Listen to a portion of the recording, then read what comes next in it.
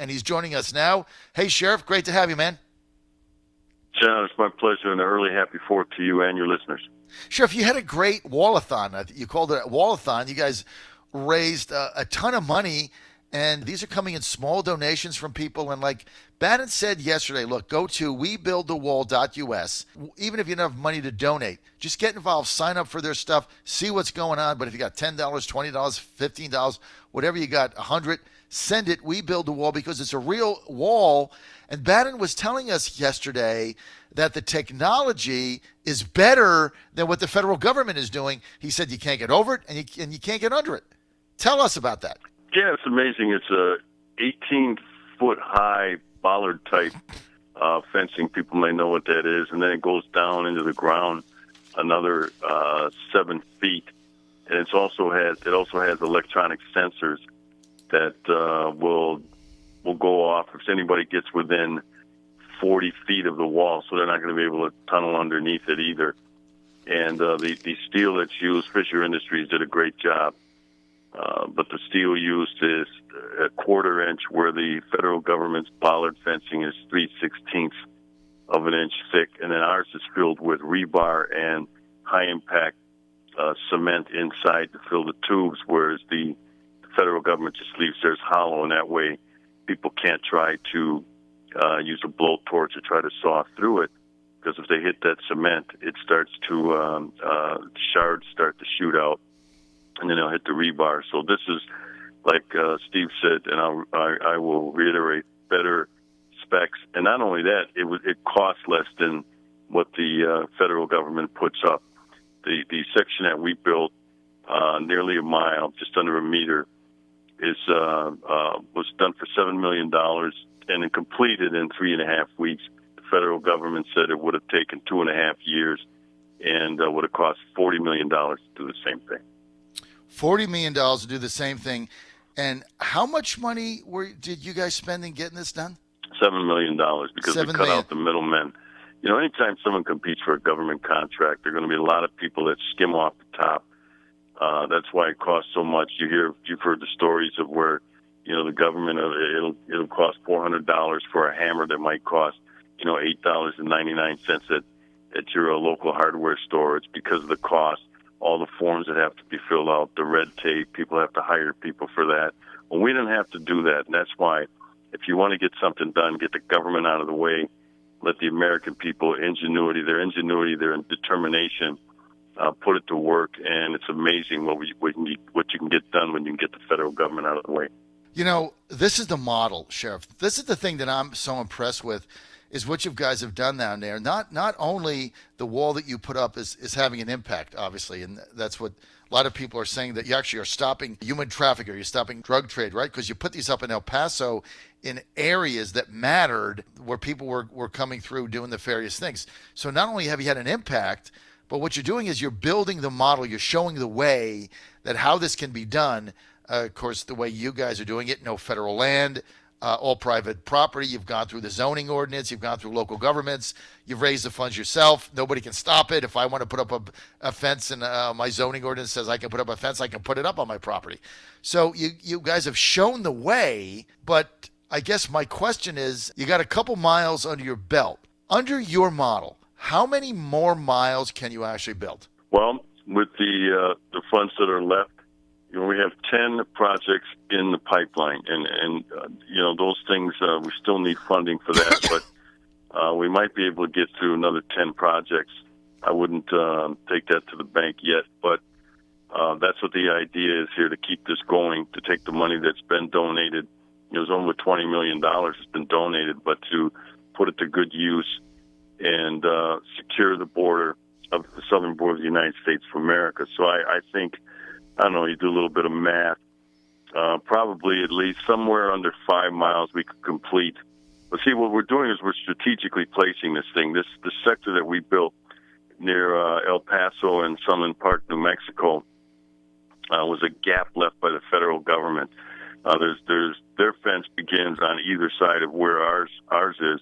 They left it open because the Army Corps of Engineers said that area wasn't buildable and they'd never be able to build a bollard-type fencing in there. Well, we proved them wrong. We did it. Well, you did prove them wrong, and you did do it. So again, my question is, what's the future? Like, how much of this can you? Obviously, you can't build it across the obvious southern border. You've got barriers. You got federal land. But in a best case scenario, if you keep raising the money and people start saying, okay, I put this money in something, I get a benefit for it, which I actually see a physical wall. Best case, where's this go? Well, not only that, but the Border Patrol had said that section that was left open that we now secured, that there were easily 800 people a week crossing through there, some sex trafficking coming through there. It was strategically placed by us. Also, anywhere from $200,000 to $300,000 worth of illegal drugs. So the cost goes well beyond just the physical wall. But the thing is, you asked the question, how long can this go? As long as the money's here, and that's why we need people to step up and continue. And we're going to do this until the money runs out. We're hoping that we shame the federal government. And that they say, hey, look, they're doing a lot better than we are, and they're doing it for a better cost, and that the federal government picks us up. This is the job of the federal government to secure the border, damn it. But, they won't, they're unwilling and they're unable to do it, so the American people have to step up. But this will go as far as the money goes. As far as the money goes, we ask people to spend a lot of money on different things, right? Even our own show, we ask for donations. I'm moving to another studio in Richmond, and it's a big expense. But a lot of people send money, and you don't really know where it goes, right? For instance, the president raised $105 million the last quarter, right? And a mind-numbing amount of money. But you don't really know where that goes, right? Staff, this, that, airplanes. See, the thing is, you donate money to webuildawall.us, guess what? You get a wall. And you can see it. And they've spent $7 million, and they've got actual physical walls that are making a difference. So if you go to webuildawall.us, you can really make a difference there, because it translates that your donation, your support translates into a physical barrier across the southern border, which is going to be the model to save the country as we know it. Because without this wall, there's no sovereignty. Without this wall, there's no America. Without this wall, we have an administrative state. And, Sheriff, you saw it. By the way, go to webuildawall.us. It's all there. Give $10. Sheriff, you saw it on that debate, okay? You have 20 Democrats running for president. Every single one of them, no matter what they say, when they put their hands up, they want open borders, and they want to erase the country's history. You had Colin Kaepernick the other day whining to Nike, who made a shoe, a commemorative July 4th shoe, with Betsy Ross's original American flag on it that we were taught in the second grade to revere. That wonderful flag that she sewed by hand. Right? In the second and third grade, we were taught that. And they took it off the shelves because Colin Kaepernick said it was offensive. They want to erase our history. And you do that by erasing the border so you have no country, right? It's amazing that, what has become offensive to people. You look at people wrong on the left and they become offended. And I knew it wouldn't take long for that flag, the Stars and Stripes, to become an offensive symbol to the left. I said that when the big discussion came up about the Confederate flag after the church shooting, the horrible church shooting in Charleston, South Carolina. There was this big move to ban the Confederate flag, and that's okay. But I said, this is a slippery slope, because next they'll be coming after the Stars and Stripes, and look where we are today. It's just not hard to figure them out. But Nike's become a slave to political correctness. It was Colin Kaepernick who really slapped in the face every member of the military, every person who has died serving their country, with his antics. And, it just doesn't stop. They went and put out that ad not too long ago. See, Mike, for Nike, it's all about money. They don't care. They'll sell their soul as long as they can make money. Well, here's an idea. Next time somebody wants to buy some Nike apparel or Nike shoes, forget about that. Buy some other brand, save money, because it'll be less expensive, and take the rest of that money and donate it toward the We Build a Wall. That would be that'd be a message to send not only to that buffoon Kaepernick, but also to Nike. John Fredericks Radio Network, trucking the truth across America, live in Virginia today. With us now is Sheriff David Clarke, America's Sheriff. You can go to americasheriff.com. Also, he's a senior advisor with webuildawall.us. check this out. Just go check it out. WeBuildAWall.us. Send $10, right? It's Independence Day, right? So buy one less beer, send $10, show them support because they need the money to build this wall. This is the future. They're doing it. Everybody else is talking. They're doing it. This is Trump's wall right there, right in front of you. Now, Sheriff, we're going to go and do a show live in El Paso sometime in August. So we're looking forward to that. We're going to get this done. You know what? When we were both in school, we're about the same age. Third grade, right? Second grade, fourth grade. I remember being taught how great America was. I just like in public school, like, right? We were taught about, Christopher Columbus. We were taught about the Revolutionary War. In fourth grade, the flag, Betsy Ross, and how proud you were to be an American. You stood up every day. You did the pledge, and it was like a cool thing. Are they teaching that today? No, the opposite. The opposite. It's a hate America.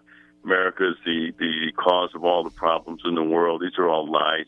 But this is what this social justice curriculum being taught in schools that replaced history is going on. You talked about it when you were young. I remember my dad taking us as young kids to 4th of July parades. We marched in parades. We held a little flag. Everybody got a little flag. You marched to a park. You got a little ice cream once you got to the park, and then you had a picnic. That's how I spent my 4th of July when I was a young kid growing up. I have a flag that flies outside my home every day to this day. We started school. Every day in school in grade school, we started the day with the Pledge of Allegiance. That stuff doesn't happen anymore. There hasn't been enough pushback in this by this counterculture here, this evil counterculture here in the United States that has been, that has basically bastardized this country. And, this is the greatest country in the world. And if this country's so bad, why are people breaking in? Why are people illegally crossing in if it's so bad? Nobody's trying to get out, right? They're all trying to get in.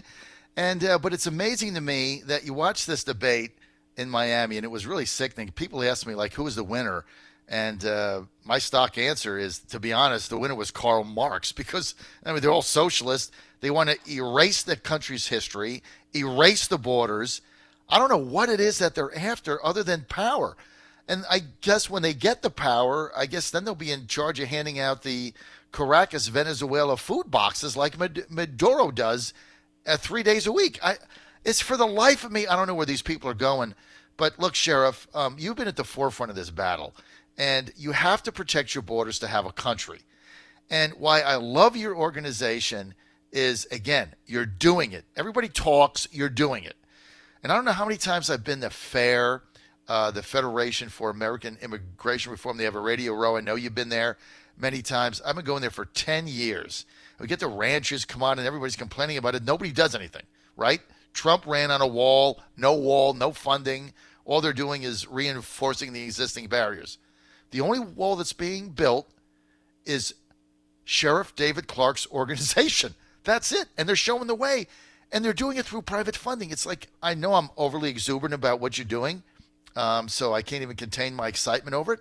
But you guys are showing the way. And you're showing what Americans can do when they get together and get outside of the federal government and decide to solve something, right? Yeah, and the American people know this. They're not happy with the way our government, when I talk about our government, I'm talking mainly about the Congress and the federal bureaucracy, but the way they spend their money on their pet projects and with lobbyists and the people who grease their palms with campaign donations, and very little ends up back helping the American people when you send your money out to Washington. And that's another thing about this is when people send their money, their hard-earned money. I think 200,000 of the donations that have come in were less than $5.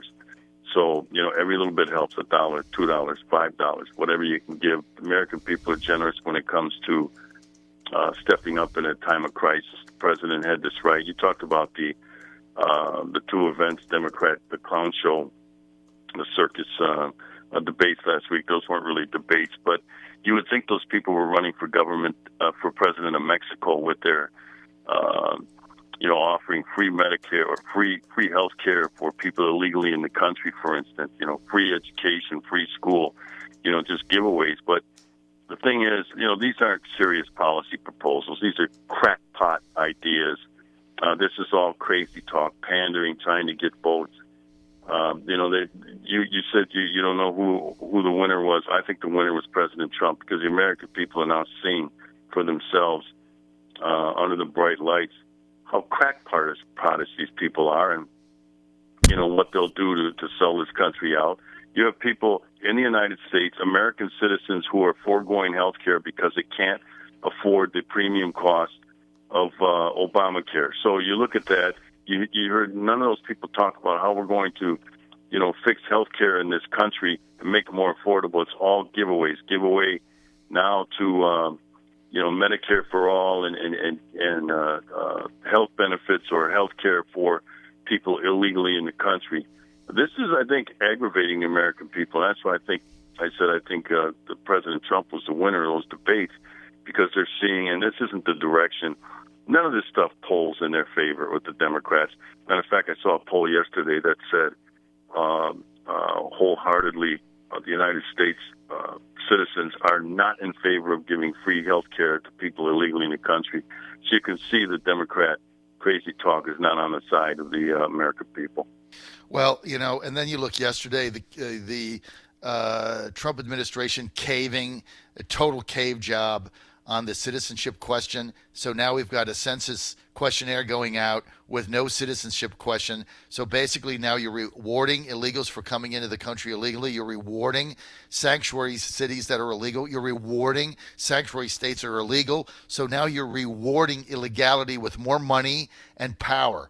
I mean, think about it. You're a sanctuary city, so you're breaking the law, right?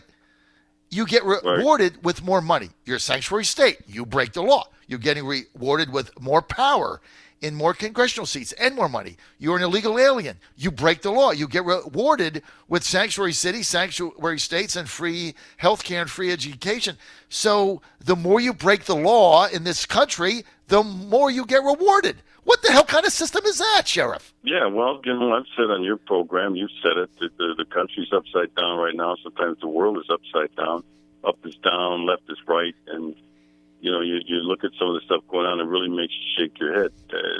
It's in turmoil right now. And really the only leadership being provided in Washington, D.C. is President Trump. You mentioned on the citizenship question. Let me just say this quickly. Sometimes you have to live to fight another day. You can't fight everything with all of your force. The president has to pick his spots, what's important now. But keep this in mind, too. He's good at head fakes. He's got something up his sleeve. So he backed down on the citizenship question. But there's no doubt in my mind that he has another counter that he'll use later on. You can't use all of your resources, all of your energy, all your fighting on everything that comes along. So you're going to have to trust his judgment for now. But we'll see on the citizenship question. Won't be on the census, but he's got something else up his sleeve. Sheriff David Clarke, you're in the forefront of this, and you're making a huge difference. You're out there every day, all over social media, and with various interviews, including our show. And you want to go to webuildthewall.uf. The sheriff is doing it. And I know a lot of people thought they would like to see you inside the government. You're doing a lot more from the outside that you can never do from the inside. And you're making a huge difference, Sheriff. Keep up the super work. And for you and your family, have a great holiday weekend. Again, I appreciate the kind words. Just keep fighting. That's what I tell people. Just keep fighting. You just keep fighting. And you'd be surprised what you can accomplish. And that's what I'm trying to do on it. Just keep fighting. Sheriff David Clarke, thanks for being with us. Sheriff, always a pleasure to have you on.